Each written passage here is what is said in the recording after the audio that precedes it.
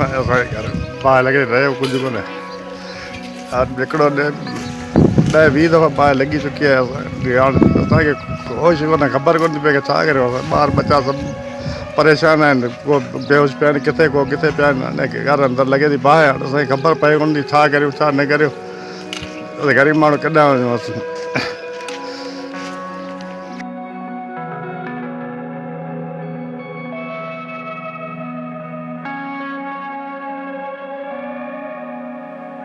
जिले थरपारकर के शहर चेलहार की रोइला कॉलोनी में भगत सरूपाराम मेघवाड़ के घर के अचानक बाहि लगने सबब ॾाज जो सामान ज़ेवरात कैश रकम अलमारियों ऐं बेड समेत भी वॾे तइदाद में सामान वग़ैरह सड़ी रख थी वियो।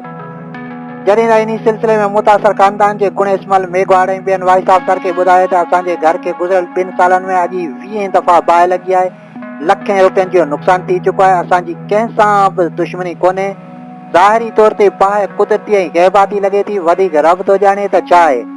ॻोठाणनि मूजिब सरगवासी भगत सरूपाराम जा छोकिरा वॾे वेहल में आहिनि। मुसलसल बाहि जे वाक़िअनि सबबु हिननि जो लखें रुपयनि जो नुक़सान थियो आहे।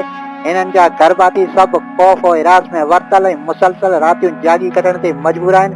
भोपनि पंडितनि ऐं ॿियनि खां बि हिननि घणो ई पुछायो ऐं कारा वग़ैरह कराया आहिनि, पर लखें रुपया ख़र्च करण बावजूद को बि फ़र्क़ु नथो थिए। ॻोठाणनि मिठी हल्के जे चूंडियल नुमाइंदनि समेत ज़िले जे अमलदारनि खां मुतालबो कयो त मुतासर खानदान जी हिकदमि वाहिर करे बाहि जे मुसलसल वाक़िअनि खे पुंजो ॾियारियो वञे, जीअं सरगवासी भगत सरूपाराम जा छोकिरा सुख ऐं सुकून जी ज़िंदगी गुज़ारे सघनि। लॻे का कुदरती लॻे, अलाए कीअं लॻे केरु कोन अलमारी में चपड़जनि पिया ॿारनि जे ॿार पिया ॿारनि, बसि असांखे सम्झ में कुदरती लॻे थो, अलाए छा आहे त असांखे ख़बर कोन थी पए। जे ख़बर पए त असीं हुनखे जॾहिं बाहि जो वाक़ियो कुदरती आहे, 2 साल खां हले पियो। पहिरें उतां किराए चोरो ठहियल हुयो, उतां खां शुरू थी ऐं पोइ आहिस्ते आहिस्ते थी जेके चोरा सभु सड़ी विया। उन खां पोइ जेको आहे से हिन कोठियुनि में जेके सामान उहो पियो सड़े, अलमारी कुर्फ ॾिनो पियो आहे लाक थियल, उनखे बि बाहि पई लॻे। इहो कुदरती सिलसिलो हले पियो, अलाए कीअं आहे कीअं न आहे का ख़बर कोन थी पए, रहियो कुझु कोन्हे। दीवार पई वञे ॾिसण पियो अचनि, चोरा सड़ी विया, दीवार पई आहे, कोठियुनि जो सामान सड़ी वियो। बाहि जी ख़बर पई कोन थी, घणे टाइम खां तक़रीबन 2 साल थिया आहिनि। उन खां पोइ लगातार पहिरें चोरा हूंदा हुआ, माण्हू चवंदा इहे चोरा आहिनि, इन करे तव्हां चोरा ख़तमु कयो जी। चोरा त सड़ी ख़तमु थी विया पंहिंजो पाण जी। उन खां पोइ हाणे इहो पंहिंजो कमरा आहिनि, इन्हनि में अलमारी में पहिरियां बि लॻी हुई जी, ऐं उन खां पोइ वरी पंहिंजो रलियूं बिस्तरा रखियल उन्हनि खे बि लॻी हुई जी। ऐं अॼु बि जेका इहो अलमारी अंदरि ऐं लाक थियल अलमारी अंदरि अलाए कीअं लॻे थी, कुदरती अलाह थो ॼाणे।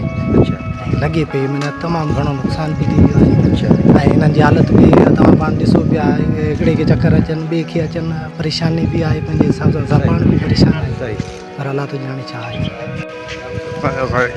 बाहि लॻे रहियो कुझु कोन्हे हिकिड़ो 10-20 दफ़ा बाहि लॻी चुकी आहे हाणे असांखे होश कोन्हे, ख़बर कोन थी पए की छा करियो ॿार बच्चा सभु परेशान आहिनि, को बेहोश पिया आहिनि किथे पिया आहिनि घर अंदरि लॻे थी बाहि हाणे असांखे ख़बर पए कोन थी छा करियूं छा न करियूं, ग़रीब माण्हू केॾां वञूं असां।